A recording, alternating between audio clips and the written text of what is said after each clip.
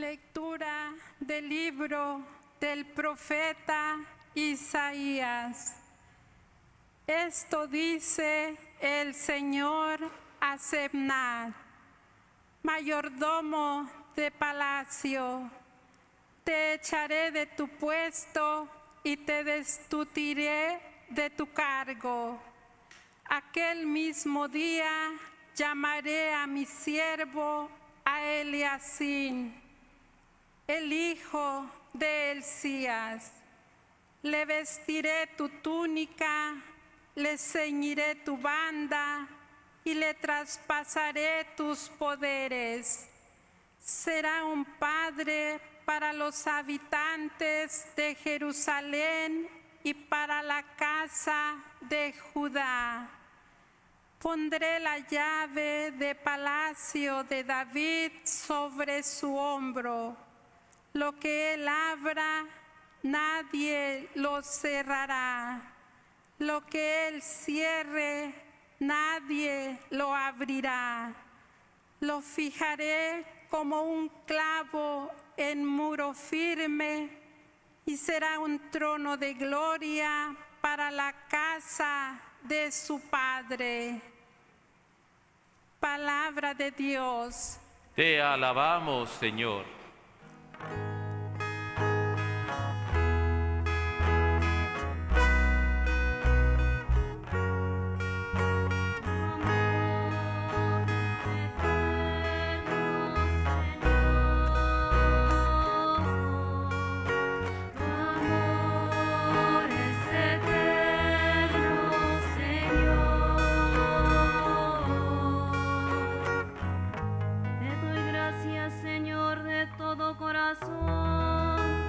Cantaré en presencia de los ángeles, me postraré ante tu santo templo y daré gracias a tu nombre.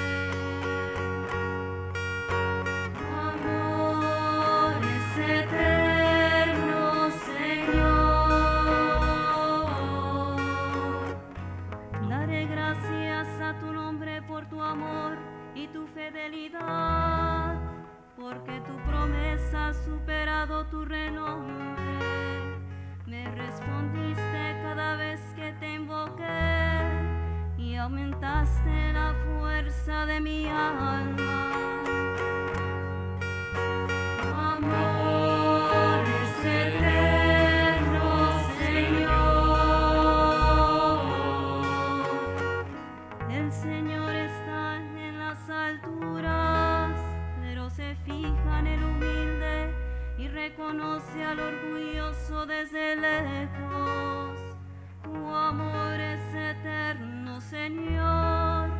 No nos abandones en la obra de tus manos. Amor es eterno, Señor.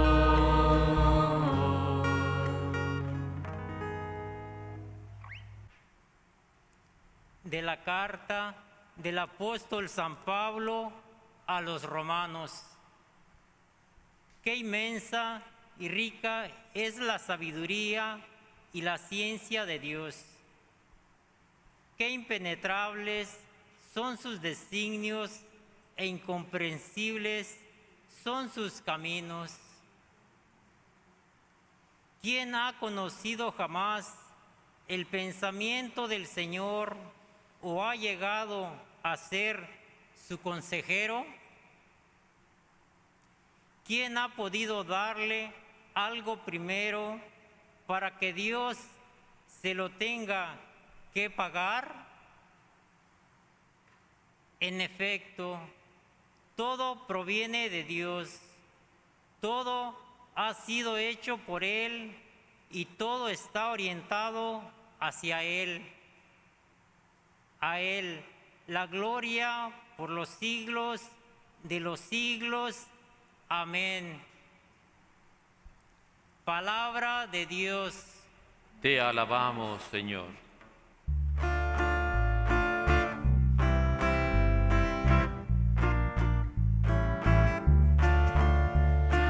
Aleluya, aleluya.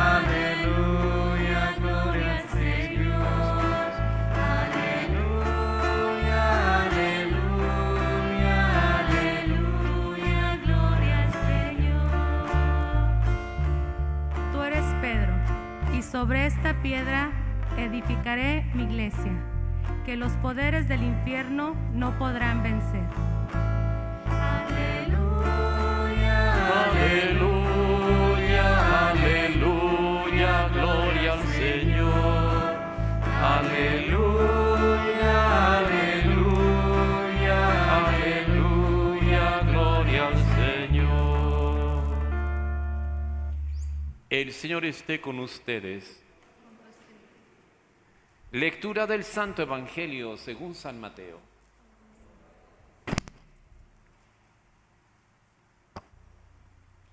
En aquel tiempo, cuando llegó Jesús a la región de Cesarea de Filipo, hizo esta pregunta a sus discípulos: ¿quién dice la gente que es el Hijo del Hombre? Ellos le respondieron: unos dicen que eres Juan el Bautista, otros que Elías, otros que Jeremías o alguno de los profetas. Luego les preguntó: ¿y ustedes quién dicen que soy yo? Simón Pedro tomó la palabra y le dijo: tú eres el Mesías, el Hijo del Dios vivo.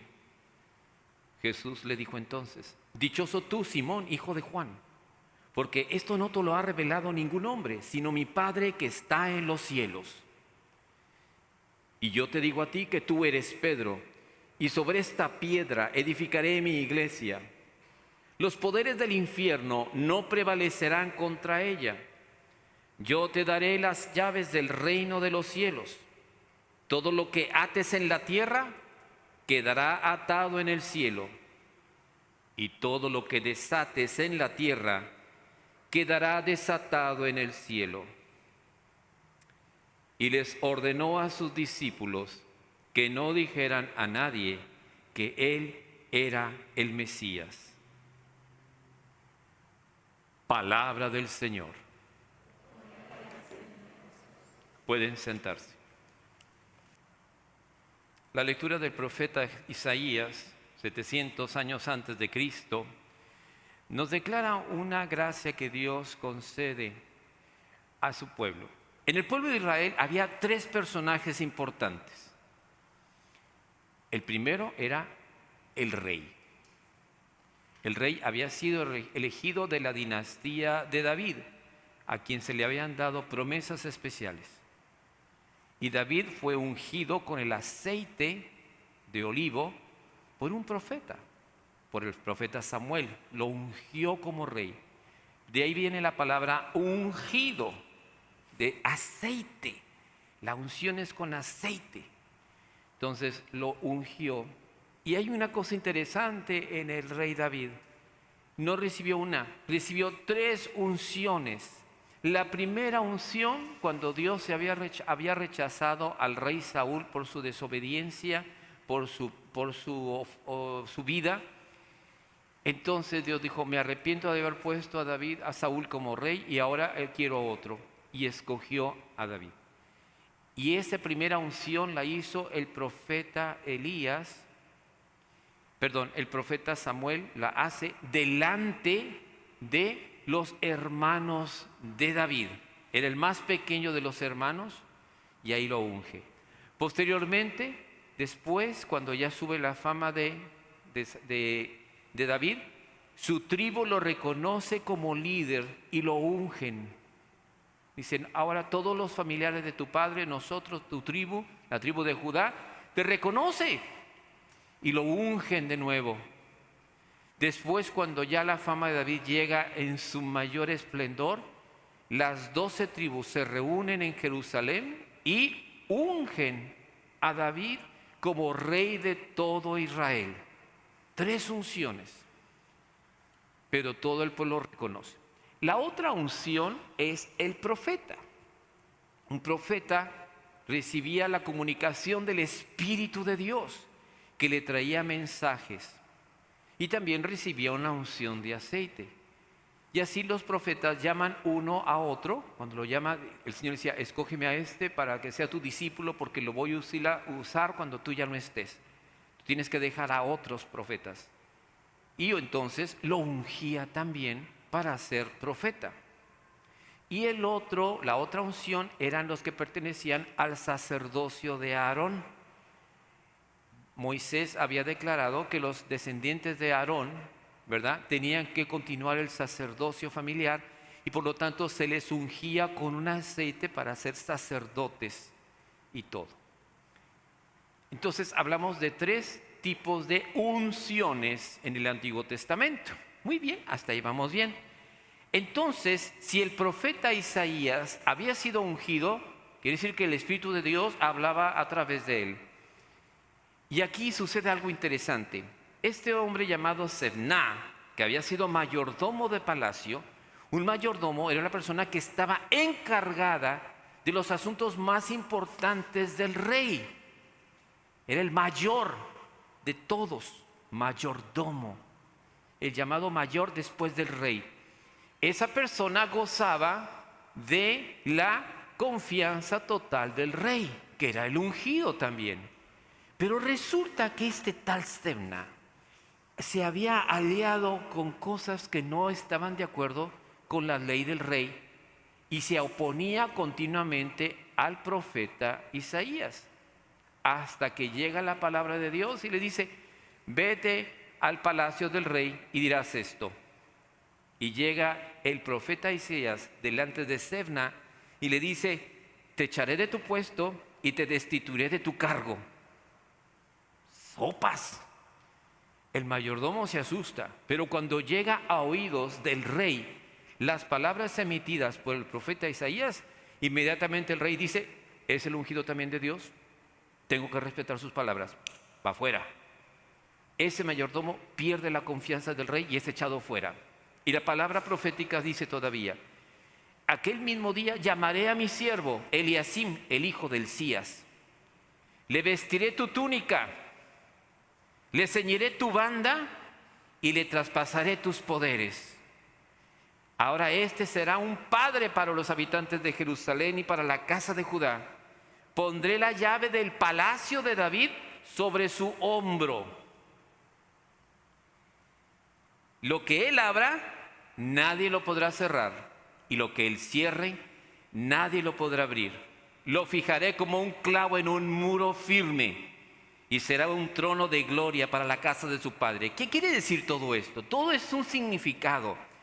Vestir una túnica, una banda, significa otorgarte algo. Una túnica es una vestidura blanca como la que tengo yo. Esta túnica, dice, te voy a revestir de una túnica que simboliza la autoridad con la que te he revestido. Después, la banda era para colocarle la misión que se le encomienda. Depende del color de la banda, era la misión encomendada. Esta banda, en especial, tenía una parte para poner la llave.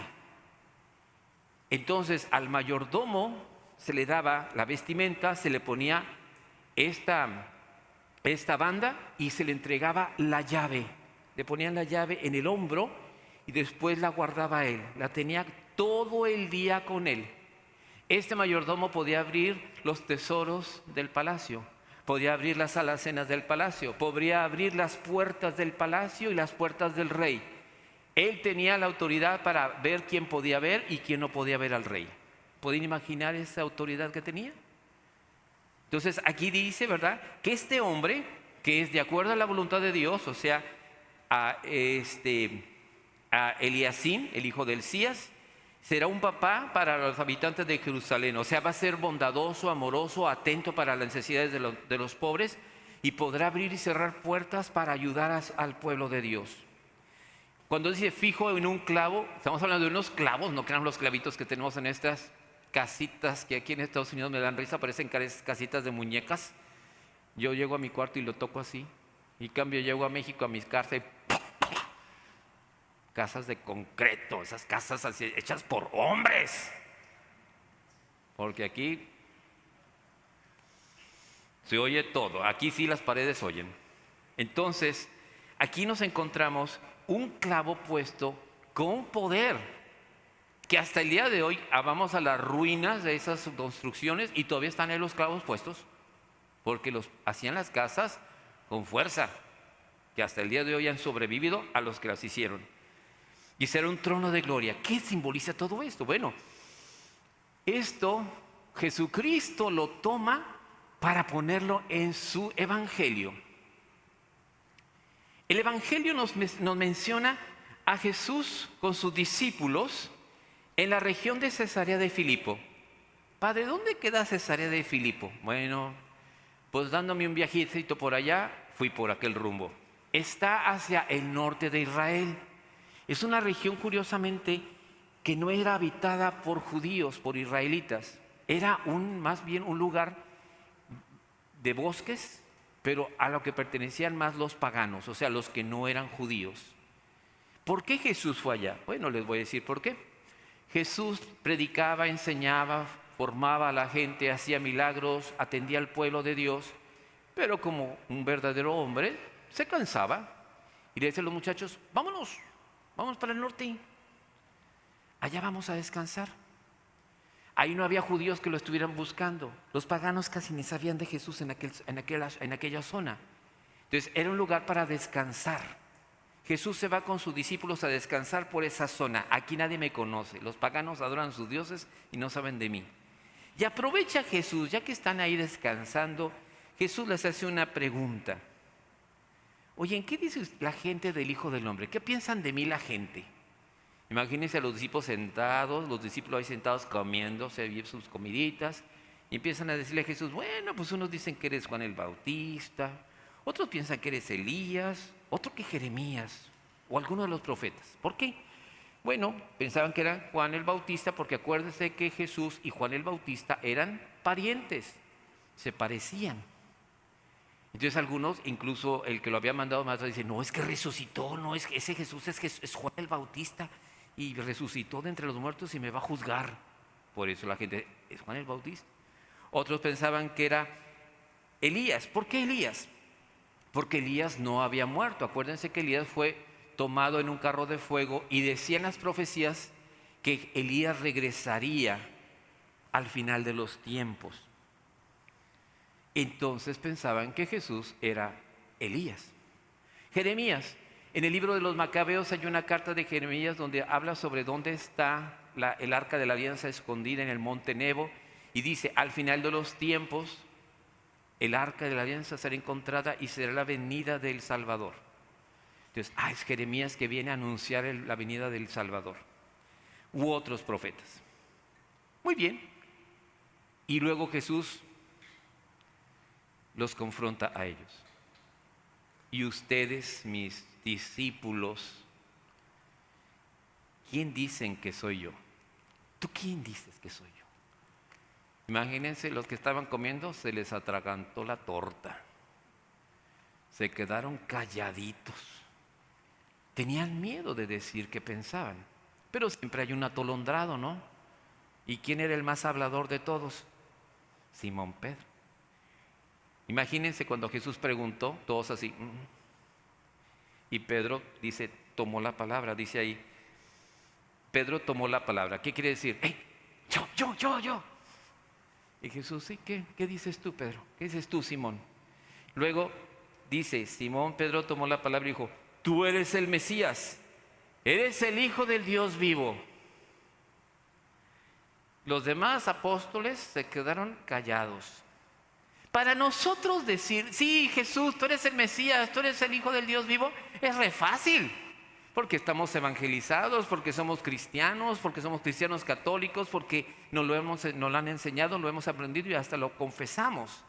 Pero en la época de Jesucristo, decir eso era una blasfemia. Decía, Yahvé, Dios es el único Dios, no hay otro Dios fuera de Él. No tiene hijos, no tiene nada. ¿Cómo puedes atreverte que eres el ungido de Dios, el Hijo del Hombre? ¿Cómo puedes decir eso? Cualquiera que dijera eso podría ser apedreado, como pasó con San Esteban, que dijo, veo al Hijo del Hombre a la derecha del Padre de pie, puesto de pie.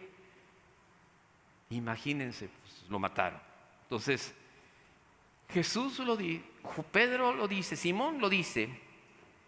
Y Jesús, en lugar de regañarlo, dice, cállate, no sabes lo que estás diciendo. No, ¿qué le dice?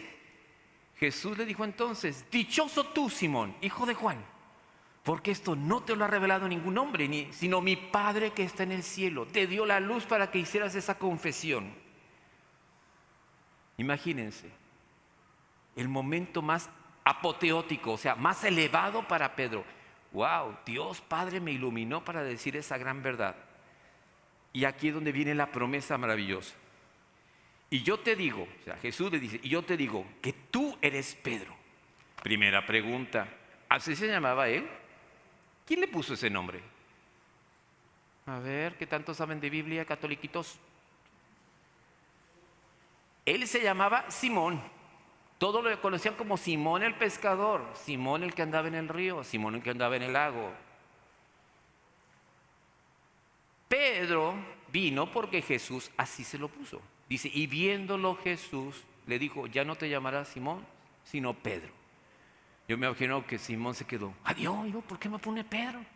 Nadie se llamaba Pedro en esa época, no existía ese nombre, porque Pedro es una piedra. Dice, adiós, ¿por qué me puso ese sobrenombre? ¿Por qué me puso ese apodo? Pero pues Jesús es Jesús. Cuando Dios cambia el nombre a una persona, es porque le designa una nueva misión, una nueva función, un nuevo trabajo. Abraham y Sara, anteriormente eran Abraham, sin H, y Saraí. Cuando Dios los llama a tener hijos, le dice, ya no te llamarás Abraham, sino Abraham. Y tú ya no te llamarás Saraí, sino Sara, porque te haré madre de muchos. Dios cambia el nombre cuando tiene una misión para alguien. La misma Madre del Señor, María Santísima. Nosotros cuando rezamos el Ave María, ¿cómo decimos? Dios te salve María, llena eres de gracia. Pregunto, cuando el ángel Gabriel visitó a María, ¿le dijo así? No, lean bien. Y llegó el ángel donde estaba María y le dije, Dios te salve, llena de gracia, el Señor está contigo. María se sorprende de ese mensaje, porque ahí Dios le puso un nombre nuevo a María. Le dice, la llena de gracia, en griego es quejaritomene. Hola, quejaritomene, o sea, tú llena de gracia, pues mi nombre es María. Sí, pero Dios te ha llenado de gracia porque eres la esclava, la sierva, y Dios te va a elevar a un nivel para ser la madre de su hijo. Tú estás llena, en ti no hay ni un punto de vacío, estás plena de Dios. Nosotros no, todos nosotros en el pecado pues tenemos agujeros y por eso nos llenamos y nos vaciamos, nos llenamos y nos vaciamos. María no cometió pecado, por eso Dios le da ese nombre, es la única llena de gracia. Nosotros tratamos de llenarnos de la gracia de Dios y la perdemos en el pecado y volvemos a la confesión. Bien, pues aquí le dice, ahora sí ya le revela lo que le había dicho unos años o 2 años antes, ahora le dice, y a ti te digo, tú eres Pedro, y sobre esta piedra edificaré mi iglesia. Los poderes del infierno no prevalecerán contra ella. Yo te daré las llaves del reino de los cielos. Lo que ates en la tierra quedará atado en el cielo. Lo que desates en la tierra quedará desatado en el cielo. Y después ordenó que no se lo dijeran a nadie. Interesante, nos recuerda el texto del Antiguo Testamento. A ti te daré la llave. Jesucristo reviste a Pedro de una autoridad. Le da una túnica de la gracia de Dios. Le da un título de piedra dura para mantener la iglesia unida. Desde el inicio de la iglesia, todos los apóstoles decían, Pedro es el importante. Y así nosotros nos vamos viendo el llamado de Dios para cada uno de nosotros. Somos llamados a pertenecer a la única iglesia de Cristo, la iglesia católica. Y es por eso que somos llamados cristianos católicos. Debemos considerar esto porque así como Jesús dijo, yo te daré la llave. ¿Qué es esto? Una llave. ¿Se han fijado ustedes que en nuestra cultura, cuando una persona es muy importante, se le da la qué? la llave de la ciudad. ¿Qué significa tener la llave de la ciudad? Quiere decir, tenemos toda la confianza en ti y por tanto, la llave que te entrego significa tú puedes abrir la casa de cualquiera de nosotros porque es muy buena persona. Eso significa, te doy la llave, la llave.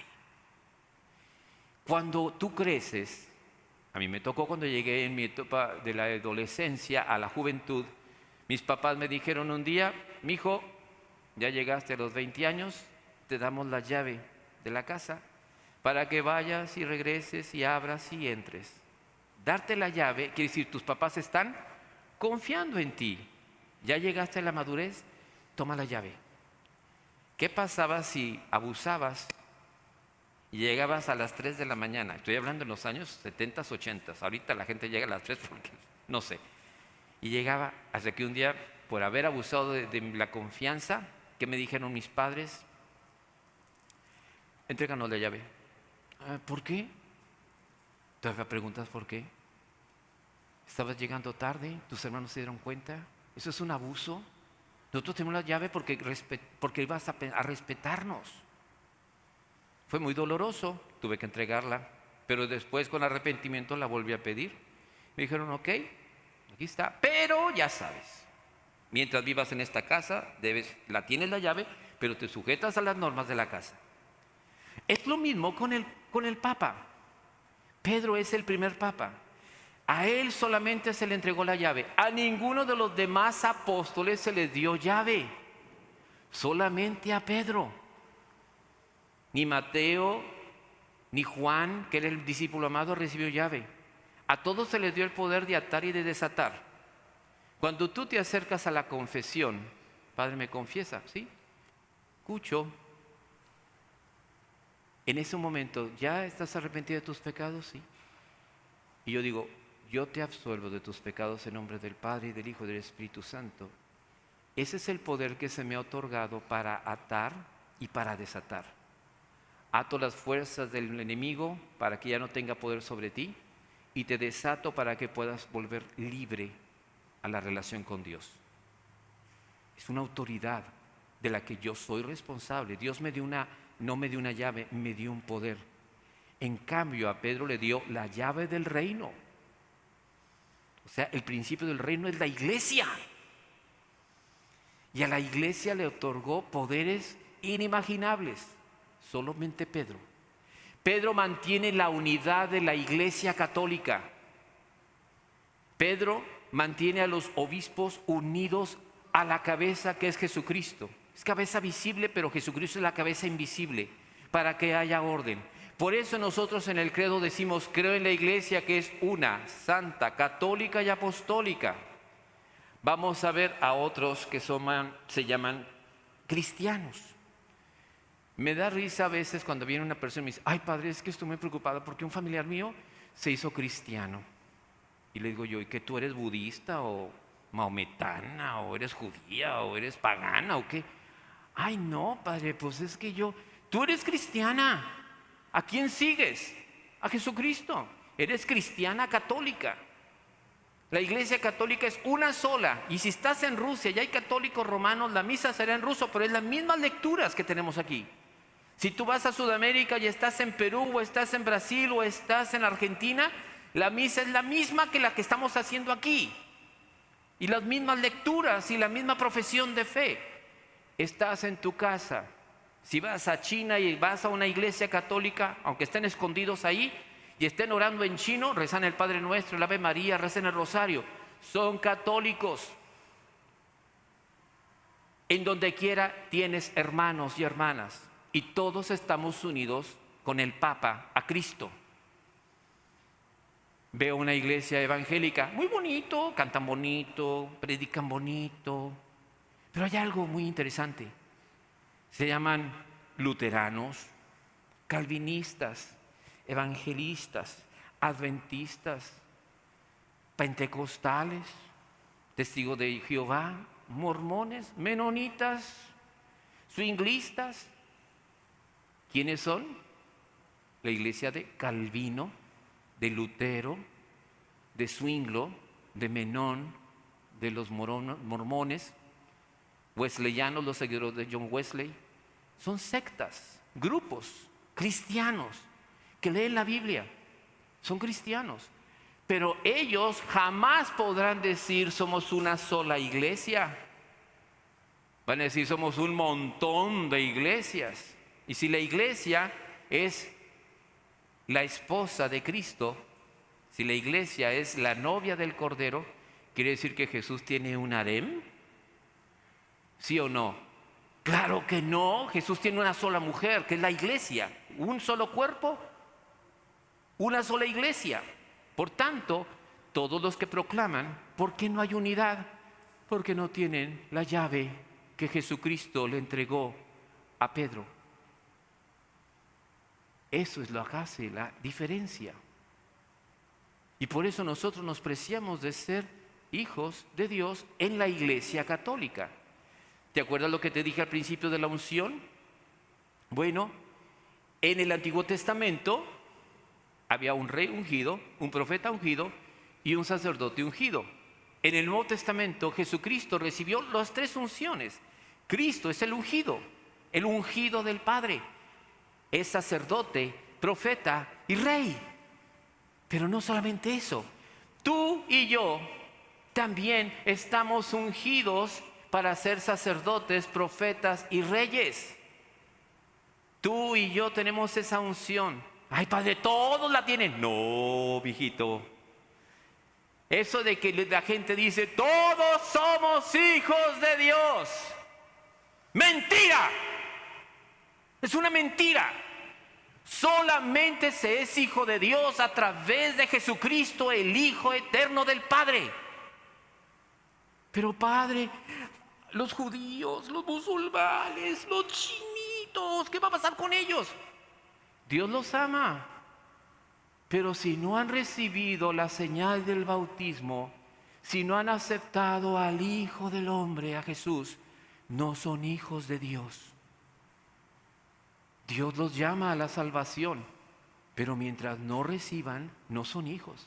Son maravillosas criaturas de Dios, amadas por Dios, pero solamente a través de la gracia se puede ser hijo de Dios. No porque tú lo mereces. Yo no merezco ser sacerdote. Yo no merezco todas las cosas que he recibido de Dios. Dios me llamó porque así lo dispuso. Por eso lo que dice San Pablo en su carta, esa maravillosa oración que dice, ¿quién ha conocido jamás el pensamiento del Señor? ¿Quién ha llegado a ser su consejero? ¿Quién ha podido darle algo primero para que Dios se lo tenga que pagar? Todo proviene de Dios, todo ha sido hecho por Él y todo está orientado hacia Él. Dios decidió que tú fueras un hijo o una hija de Dios con los pecadotes que has cometido, porque Dios te está dando oportunidades. Te está dando la oportunidad, una oportunidad que no se le ha dado a muchos. Por eso Dios te dice, ¿no has descubierto el don de Dios que tienes? De eso se nos va a pedir cuentas. No todos son hijos de Dios. Todos están llamados a hacerlo.